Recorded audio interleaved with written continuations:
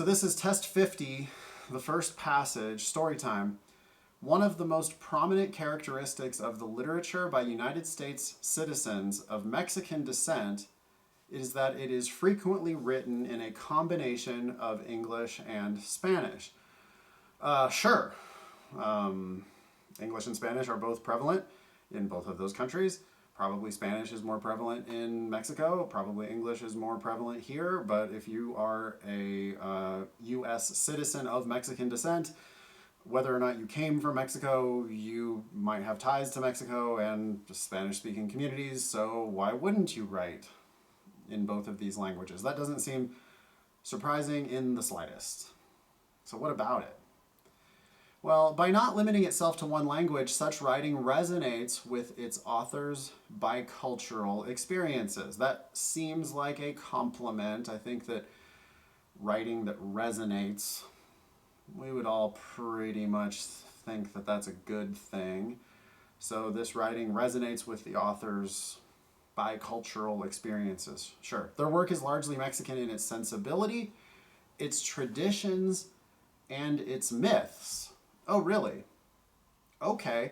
I mean, I don't know why that would have to be necessarily, but you're telling me some new information that these Mexican-American authors tend to be more Mexican, or I don't know what that means, to be more Mexican, but it's just like more like Mexican literature in its sensibility, traditions, and myths. But its immediate geographical setting is the United States. Okay, because these are United States citizens. So they're writing about shit in the US, but it feels Mexican. And it is in 2 languages. Okay. And though Mexican American literature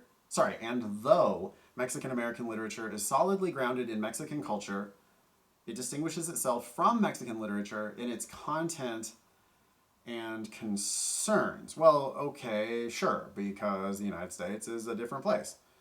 So if these are American citizens writing in the US, I can see how it would be grounded in traditions and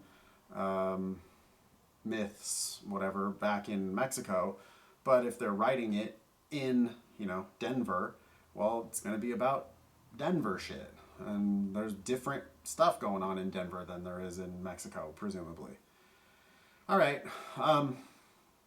Many Mexican Americans are only a generation away from the mostly agrarian culture of their ancestors, and the work of most Mexican American writers shows evidence of heavy influence from this culture. Yeah, you did say that the work is largely Mexican in its sensibility, traditions, and myths. So we're going to have influence then from these agrarian cultures. Their novels are often simple in structure, and some of the common themes in these novels include the struggle to overcome the agricultural adversity that caused their families to immigrate, and a feeling of being distanced from the traditions of rural Mexico, and yet striving to hold on to them. It sounds like a pretty typical immigrant story. These themes coexist with ever-present images of the land, which symbolizes the values of the character's culture, such as the spiritual and religious benefits of working the land. That's Mexican-American writing, rooted in the sensibility, traditions, and myths of Mexican culture. And they just came from an agrarian society, so there's lots of these same kinds of themes, and even a spiritual and religious benefit of working the land. That's interesting. All right. Third paragraph, much of Mexican writing, on the other hand. Okay, so now we have a comparison. We're not talking about Mexican-American writing now. We're talking about Mexican writing. Has been criticized for being dominated by the prominent literary establishment concentrated in Mexico City. Literary reputation and success in Mexico, including the attainment of publicly sponsored positions in the arts, are often bestowed or denied by this literary establishment.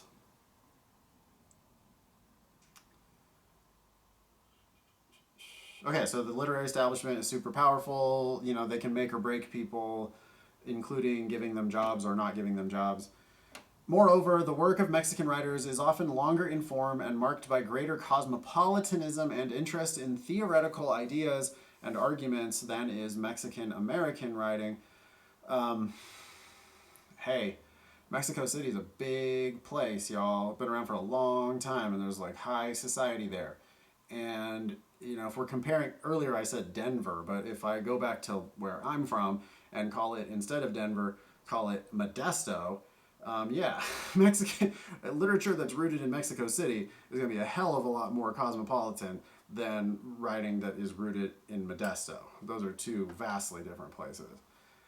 So I get that.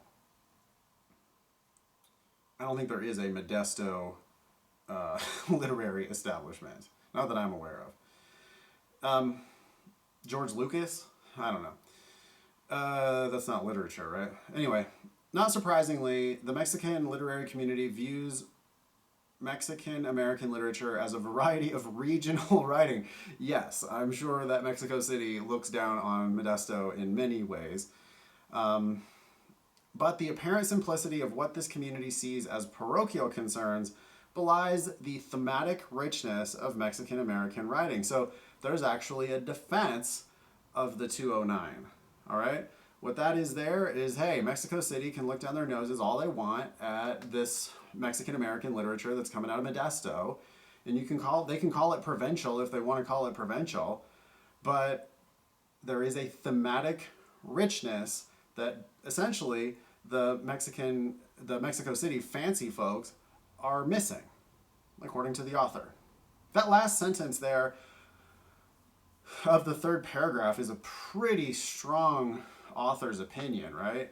I mean, they tipped their hand there to show you that they actually really like Mexican American writing, and they think that Mexico City should step off of Mexican American authors writing about Modesto. All right. The work of Mexican American writers can be richly textured in its complex mixture of concerns. Okay, another compliment toward Mexican American writers. Among other things, their work is distinguished by an overarching concern with the complexities of cultural transition. Of course, agricultural farm workers who came to the Central Valley of California to harvest, and now they're trying to transition into an American culture. Of course, that's complex, and I can imagine that they can write about that in a richly textured way. Many Mexican American writers assert that rather than working to be absorbed into U.S. society, they are engaged in the process of creating a new identity. So it's not about assimilation. It's about creating our own thing. Got it. Physically distanced from Mexico and yet convinced of its importance, that is, Mexico's importance, these writers depict a new reality by creating in-between characters. Oh yeah, what's an in-between character? Well, these characters inhabit a social and cultural milieu which is neither that of Mexico nor that of the U.S. So yeah, it's just, they're in between. I get it. And while this new setting reflects the contemporary social realities of both Mexico and the U.S., it also derives a great deal of emotional power from an evocation of a romanticized memory of Mexico. Now, I'm not exactly sure what that looks like, but maybe it goes back to this thing about romanticizing and even getting religious benefit from the working of the land. And maybe these people in Modesto aren't actually farm workers. Maybe that's a generation ago back in Mexico, and now in Modesto, maybe they're doing other shit, including writing books. But they're now romanticizing benefits of working on the land, and I can see how an in-between character would have both of those things, whatever they're actually, like the literary life of a Modesto Mexican-American author, but also the spiritual, romantic connection to the agrarian culture back in Mexico, maybe. And what results is an intermediate cultural borderland in which nostalgia and reality are combined in the service of forging a new identity. All right, what's the point? before I look at the first question, I would always try to predict the main point. I know they're going to ask me about the main point, probably in the very first question. So I will make a prediction about the big picture. Big picture is basically a compliment toward Mexican American writing. It's kind of a defense against the attacks that it might face from Mexico City literary establishment.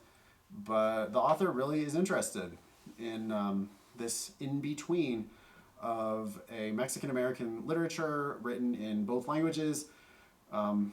Culturally, it seems very Mexican, but also grounded in the realities of cultural assimilation. I don't know. I think this author is 2 thumbs up on Mexican American writing. That's what I got.